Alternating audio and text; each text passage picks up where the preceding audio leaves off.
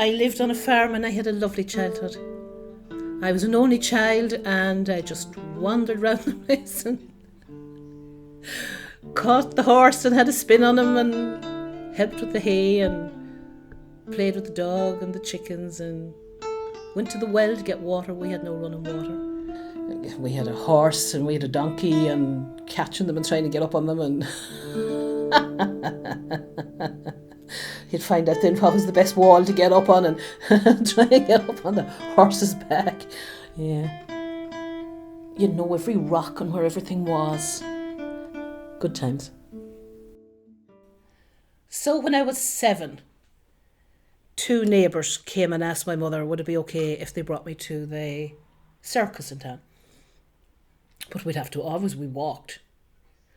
And it was my first time to walk to Manorhamilton, so that was a big adventure for me. So that's how I started to realise, back in the day, when there's no phones and no whatever, if you met somebody or if you had a story to tell, you needed a place name.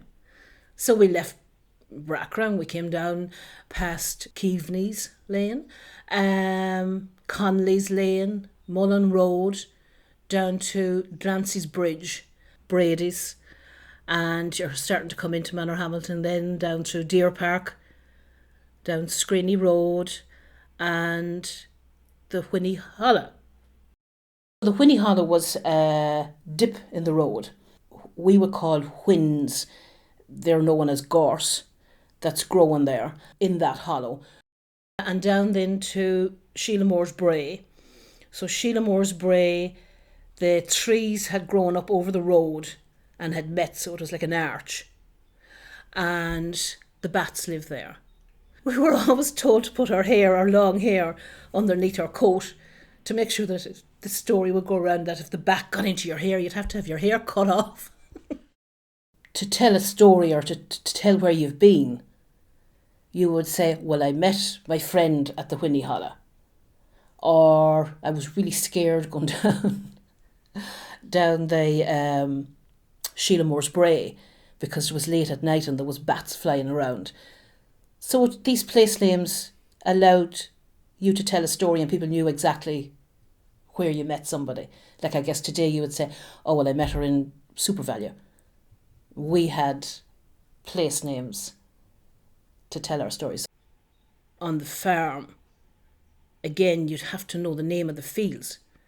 Because, okay, so in the summertime they're making hay and you'd be sent over to the fields with tea and bread for the workers. So you have to tell the child what field. So all the fields had names. And on our land, it would be Clerken's ground or Richard's ground. That's how we would call the fields from the people that lived there long ago. So these would be going back many generations. The clover field. There was a field on the corner of the road on the lane that I lived up and all the kids gathered. Maya. We used to play Maya. Fields had names because obviously you'd want to say, well, go to Maya and get the cattle. So you knew what field it was. My father was great for the history and it's a great sense of knowing when you know the generations gone past and you hear these old names, you go, oh God, yeah, that's I know, and he done this, and you have that whole sense of history about it. Yeah, and it's a shame to lose that now. It is a shame. It's a comfort, but that's the past, and I'm excited about the future.